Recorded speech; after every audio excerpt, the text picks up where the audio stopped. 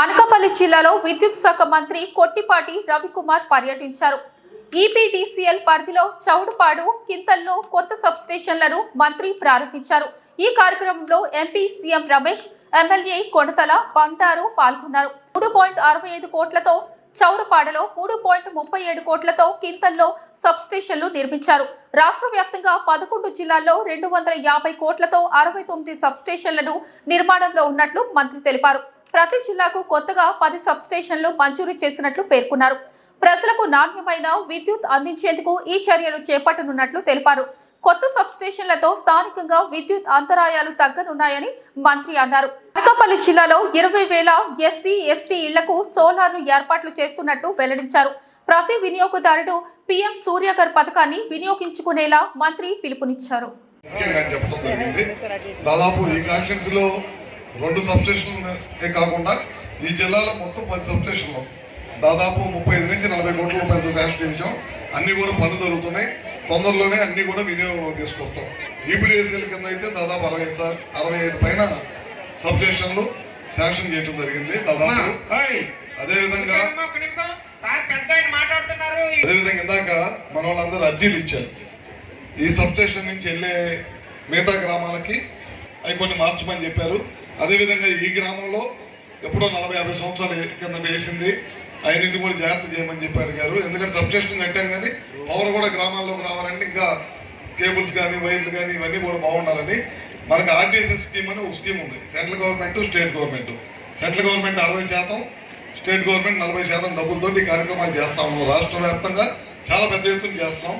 ఆ పరిధిలో ఏ గ్రామం కూడా ఉందని చెప్పి ఎస్సీ గారు చెప్తా ఉన్నారు. అది కనుకుంటే వ్యవసాయానికి సపరేట్ చేస్తాం. మనం వ్యవసాయానికి సపరేట్ చేసి 9 గంటలు ఇస్తాము. గ్రామానికి వచ్చేదానికి 24 గంటలు ఇస్తాం.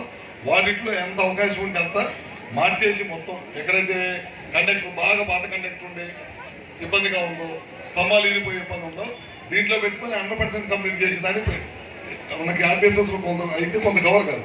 కానీ గ్రామాన్ని 100%, ఎందుకంటే 1200 ఓట్లు, 1200 జనాభా ఉన్న ఊరు కాబట్టి ఇమీడియట్గా మొత్తం చేసేదన్నా కొద్దిగా అవసరమైతే మన డిస్కమ్ చేతిలో నుంచి అయినా ఏదైనా సరే ఈ గ్రామాన్ని 100% చేయాలని చెప్పి మన అధికారులు అందరం ఉన్నాం. తప్పకుండా చేస్తామని చెప్పి తెలియజేస్తా ఉన్నాను. అదేవిధంగా ఇందాక చిరంజీవి గారు చెప్పారు అన్ని విషయాలు. ప్రభుత్వం వచ్చి 15-16 నెలలు అయింది. ఇచ్చిన మాట ప్రకారం అన్ని కార్యక్రమాలు చేసాం. పెన్షన్లు ఇస్తున్నాము చాలా పెద్ద ఎత్తున. ఈ దేశంలో ఏ రాష్ట్రంలో ఏ ప్రభుత్వం ఇవ్వలేనన్ని పెన్షన్స్ మనం ఈ ప్రభుత్వం ఇస్తుంది.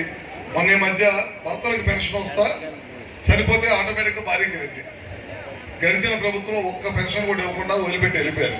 దాదాపు 150,000 పెన్షన్స్ ఎవరికైతే భర్తలకు వస్తా చనిపోయారో ఆ పెన్షన్ వాళ్ళ భార్యలకు ఇవ్వాలనే దానికోసం ఇవ్వడం జరిగింది.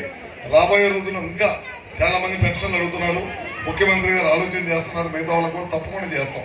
అదొకటి ఇందాక పిల్లలు చదువుకోవటానికి డబ్బులు వేస్తామని చెప్పాం, అది ఇచ్చాం. ఉచిత బస్సు అని చెప్పాం, అది చేసాం.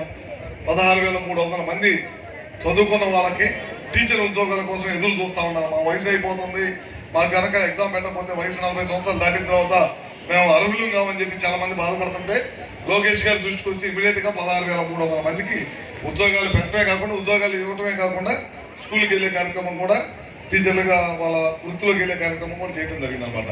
అదేవిధంగా పోలీస్ శాఖలో కూడా 6,000 ఉద్యోగాలు ఇవ్వడం జరిగింది. ఇట్లా ఎక్కడ ఖాళీలు ఉన్నా సరే ఉద్యోగాలు భర్తీ చేయాలనేదే ఈ ప్రభుత్వ ఉద్యోగం, ఈ ప్రభుత్వ ఉద్దేశం. అదేవిధంగా ఎన్నో కార్యక్రమాలు చేస్తాం. సంక్షేమం చేస్తున్నాం, ఒక పక్కన అభివృద్ధి చేస్తున్నాం. అన్ని కూడా సమానంగా తీసుకెళ్తా ఉన్నాం. మీరు చూస్తూ ఉన్నారు. మొన్న మధ్య కురిసిన వర్షాలకి, తుఫాన్కి విపరీతంగా మా కరెంటు వ్యవస్థ దెబ్బతింటే 24 గంటల నుంచి 48 గంటలు విద్యుత్ వ్యవస్థలో దాదాపు 16,000 స్తంభాలు ఒక 24 గంటల నుంచి 48 గంటల లోపల మార్చిన ఘనత విద్యుత్ వ్యవస్థ అని చెప్పడంలో ఏమాత్రం కూడా సందేహం లేదు.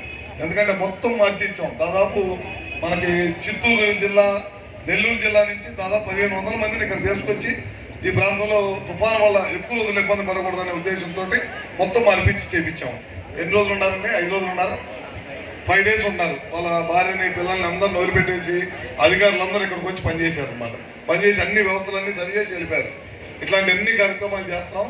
ఖచ్చితంగా ఇందాక 2-3 చోట్ల అన్ని చోట్ల తిరిగాము. 2-3 విషయాలు మన ఎమ్మెల్యే గారు కూడా చెప్పడం జరిగింది అనమాట. ఈ ప్రాంతంలో ఇంకో సబ్స్టేషన్ కావాలి, ఇంకొన్ని సమస్యలు చెప్పారు.